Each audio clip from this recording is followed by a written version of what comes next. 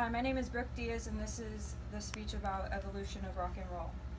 In the early 1950s, a new form of music exploded onto the scene, exciting a growing teenage audience. Before rock and roll, there wasn't really a genre of music that teenagers could go out and jam to. The intricity of rock music in all their many genres and bands has evolved and changed over time. Rock may be one of our new genres, however, it is still one of the most influential genres to ever exist. Artists like Chuck Berry, Elvis Presley, the Beatles, and the Rolling Stones all had a huge impact on music and shaped how the world interprets and enjoys music today.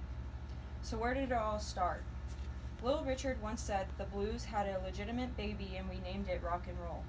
Rock and roll was inherited by white singers who often performed songs composed by black musicians. Rock originated and evolved in the U.S. during the late 1940s and early 1950s from African American musical styles such as gospel, jump blues, jazz, and rhythm blues. African Americans weren't accepted then because of their color.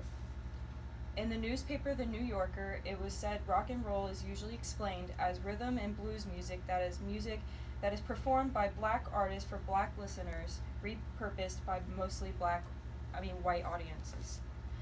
Also, a long-going theory is that rock was related to the civil rights movement as well, since it originated around the same time. Rock wasn't invented by one artist but many, including Chuck Berry. He was a black man playing black music. In 1955, Berry met with Chess Records in Chicago. Biography.com said that Berry wrote and recorded a song called Maybelline and brought it to Chess.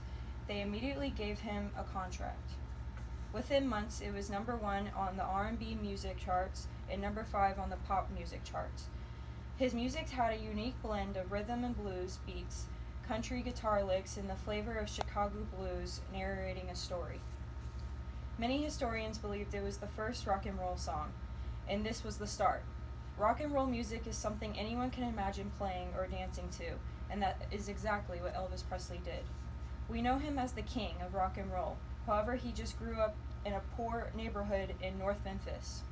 Graceland.com said that Elvis's musical influences were the pop and country music of the time, the gospel music he heard in church, and black R&B he absorbed on his historic Bell Street as a Memphis teenager. He took all that he knew about music and created it into music no one had ever heard before. However, without the assistance of Sam Phillips, he may never have been discovered. Louis Menon said that in January 1950, he opened the Memphis Recording Services in a tiny space on Union Avenue, a block from where Elvis grew up. He was looking for a new sound, the face of a white man, but the voice of a black man. He started Sun Records, and Elvis was a walk-in with a lot of potential. That was the beginning of the king. He was different and fun. We changed the face of music. He is one of the main reasons that rock and roll became so popularized. The instruments and arrangements in Elvis's songs he sang usually included 3 or 4 instruments and frequently used the same chords. Britain also had a great impact on rock music in America. They followed the influence Elvis left on society. One of the most successful and critically acclaimed rock bands of all time were the Rolling Stones. They originated in London in 1962. The Rolling Stones official website wrote that on July 12, 1962, the Rolling Stones played their first show at the Marquee. They were the bad boys of rock. They sang about drugs, sex, relationships, and violence, to name a few. They tested boundaries, and they all had roles that they played and made it unforgettable. Musically, the best material from the Stones resulted from the sweet and sour combos of Brian Jones' electric musical touches and the Rolls blues of Mick Jagger and Keith Richards. They all had different backgrounds, which brought a new sound, and it intrigued a lot of people, making rock bigger. They brought something to the table that evolved music as a whole, with their rebellious manners and don't-care attitudes branching out into rock and roll. Another band that evolved rock and roll into what it is today was a band called the Beatles. Paul McCartney, John Lennon, Ringo Starr, and George Harrison are all famous for being in the Beatles. They were unique because they wrote their own songs, and during that time period, a lot didn't do that. Some America's early rockers, such as Elvis Presley, Chuck Berry, and Carl Perkins, were the most influential to the Beatles. On the Rolling Stones website, they said that they also proved that rock and roll could embrace the limitless variety of harmony, structures, and sounds. Their compositions and attitudes changed how rock and roll was experienced. They were the opposites of the Rolling Stones, and they were friendly, fun, likable, and loved everybody. Rolling Stones also wrote that in 1965 their lyrics became more poetic and somewhat more political. Some unique instruments they would use were the harmonica, the banjo, recorder, and many more. They are still popular today considering their impressive musical careers. The music in the 60s became more hippie.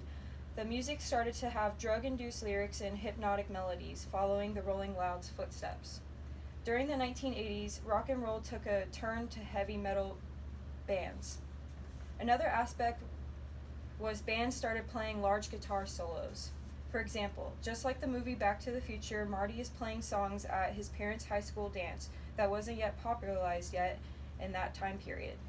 Popular artists during this time were AC/DC, Guns N' Roses, Van Halen, Aerosmith, and Bon Jovi.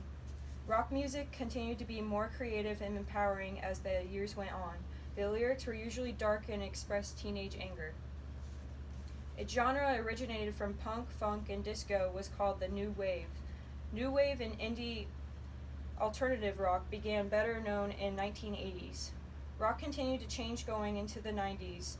Grunge and another type of rock popularized and alternative continued. Subgenres of rock emerged like emo, that was insanely emotional lyrics with punk rock roots, indie, a softer version of alternative rock, and also death metal that created aggressive, faster beats. And lastly, pop rock, which is a mixture of popular lyrics and mainstream approach. The years before rock and roll, there wasn't music that reached out to the younger audience, that just caused them to have fun and dance. But now, thanks to Chuck Berry, Elvis Presley, and the Rolling Stones and the Beatles, and many more influential bands, it shaped rock and roll to what it is present day. It was like someone turned on the lights for the first time, and it only impacted us more and more over the years every day.